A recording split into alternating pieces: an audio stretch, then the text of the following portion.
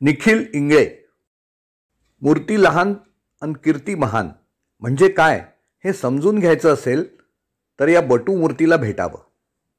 या बटू मूर्तीला भेटायचं असेल तर थेट गाठायचं ते भाजपा प्रदेशाध्यक्ष चंद्रशेखर बावनकुळे यांचं कार्यालय. चंदूभैयांच्या कार्यालयात एकाग्रतेनं त्यांचा सोशल मीडिया सांभाळणारा हा बटू अवतार बघितला तर तुमच्यावरचाच विश्वास उडेल. हे महाशय रसायनशास्त्रात MSc आहेत. या महाशयांनी BEdही केलंय.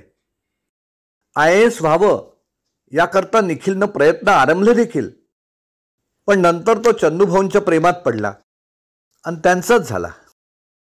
मला गंमत वाटते ती ही की मोजून 4 फूट 6 इंच उंची असलेले हे रसायनशास्त्री विथ BEd जर ज्युनियर कॉलेजात प्राध्यापक या नात्यानं रुजू झाले असते तर काय झालं असतं.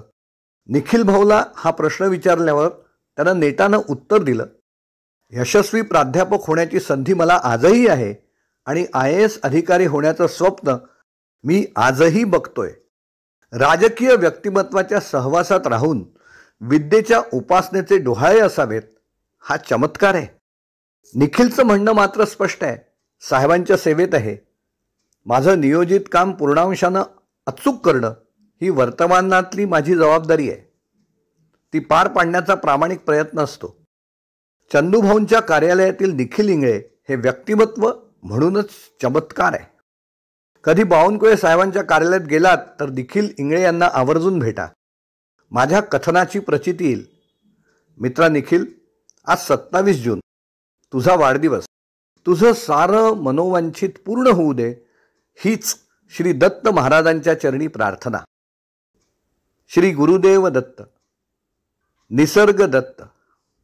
हा लेख रवी गुळकरी यांच्या फेसबुक वॉलवर 27/6/2024 रोजी अर्थात निखिल इंगळे यांच्या वाढदिवसानिमित्त प्रसिद्ध झाला होता.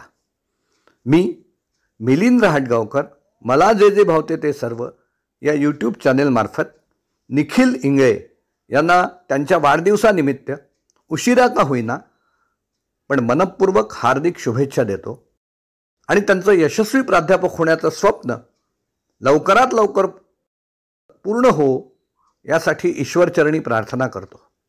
हो, आणि IAS अधिकारी होण्याचं देखील त्यांचं स्वप्न आहे. त्यांच्या या स्वप्नपूर्तीसाठी सुद्धा मी शुभेच्छा देतो आणि आपली रजा घेतो. धन्यवाद.